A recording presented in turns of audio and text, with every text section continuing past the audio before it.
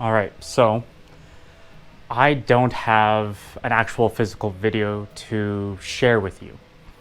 I went out to do a tour called ATM Cave. Now, I initially had everything set up. I brought my GoPro, waterproofed it, had everything ready. The second I brought it out, unfortunately, my tour guide had told me, unfortunately, GoPros are strictly forbidden here or banned. And later in the tour, he explained the reasoning behind it. Back in 2004, when this cave was discovered and actually allowed to be toured, a lot of people did bring cameras and GoPros. And the thing is, people with cameras, they don't pay attention to the actual cave exploring. So it led to a few accidents, and some people wanted to do things for the camera, and possibly an accident had occurred as well.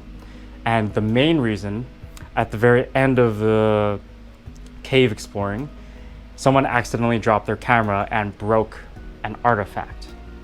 And that actually led to shutting down the ATM cave for quite a while. Now, most of the tour guides had came together and said, hey, give us one more chance. They already knew how beautiful and rich this cave is, and they really wanted to show everyone about its great history. So they put tighter restrictions, such as banning all GoPros along with phones. You're not allowed to carry anything that could get loose or lost, and it's very strict. But I have to say, because of that, it's been so well preserved, and it's been one of the most amazing tours I've been on since. Now, just to give a bit of description on the tour, as I entered, you swim a little bit into the cave. And the first portion of the cave is just simply walking upstream inside a cavern. And this cavern is absolutely massive. Like, we only walked a kilometer up, but like we were up to our chests in water, up down to our ankles. We were cutting tight corners. And there's one portion called the Mayan decapitation, where you have to hold your chin up in a certain way, and the rocks, you can only squeeze right by. You could definitely feel the pressure of the rocks at your neck, but there was no real other way to get past that portion unless you wanted to submerge yourself in the water. After a kilometer in and seeing these beautiful stalagmites that have formed over these millions of years, I wouldn't say millions, but thousands of years, it was very surreal to see how big they've become, and we were actually able to touch a few down further into the cave as they had already broken off. Now, climbing these ledges as well, there is quite a big significance in the Mayan culture about why they came into these caves. Now, the Mayan civilization, they highly believed in sacrifices to the rain god and also the fertility god. And they believed that the caves were a passage to the underworld or to gods. It's a connection from where we are on level ground. Do your own research. I'm pretty sure they'll do it better than my own explanation. But most Mayan people will not actually enter any caves because of this known way of going, or gateway into hell or heaven. The people who would actually enter are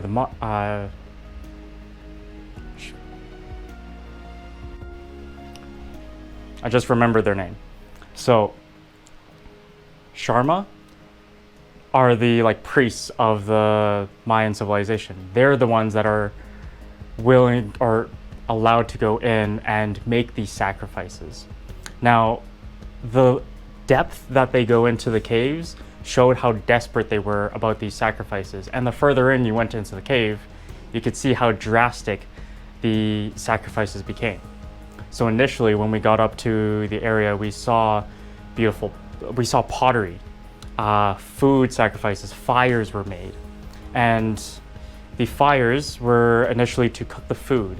And the food would be sacrificed into these little puddles where they believed the rain god was, and up on further ledges where they believed the fertility god sat upon. So making these small sacrifices here and there. In the potteries as well, they also use what you would call drugs and psychedelics. They would also sacrifice those. And they believe lighting these on fire, the gods would feast on the steam itself. And the thing is, the further in you went, the more you would see how desperate they were.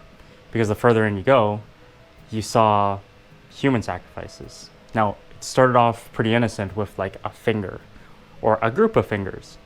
And you could actually see them solidify and become stone itself. And then further in, you saw more bones and skulls, actually.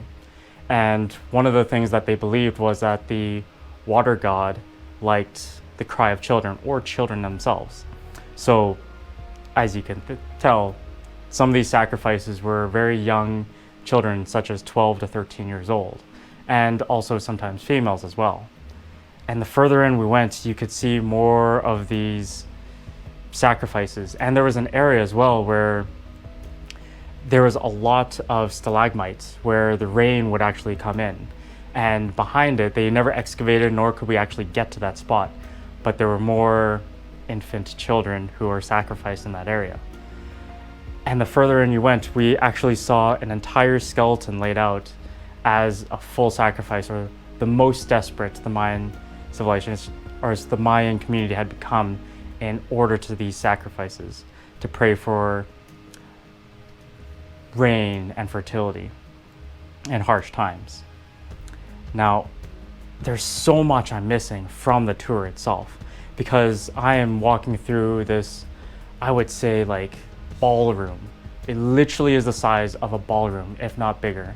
And there's a beautiful stalagmite formation in the center that he's shown his flashlight that literally lit up the entire ballroom. And it was beautiful.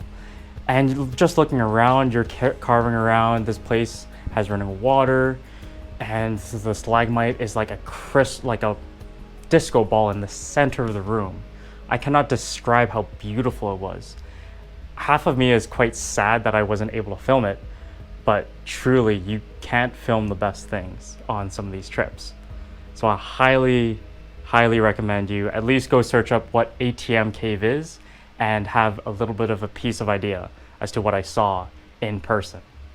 So I hope this style of video turned out a bit, or as well as it could, as I don't actually have physical footage of it, but I hope your imagination and a bit of Googling can fill in the gaps for you. Otherwise, tomorrow I'm actually heading out to, I'm gonna try to get to Flores, fly down, yes, fly, I'm not gonna take another 10-12 hour bus ride to Guatemala City, and then I'm going to, and I can't remember all these cities' names, Antigua, and then stay there for the next day or two as I have a Spanish class on Friday. So I hope this was okay. I will see you all tomorrow.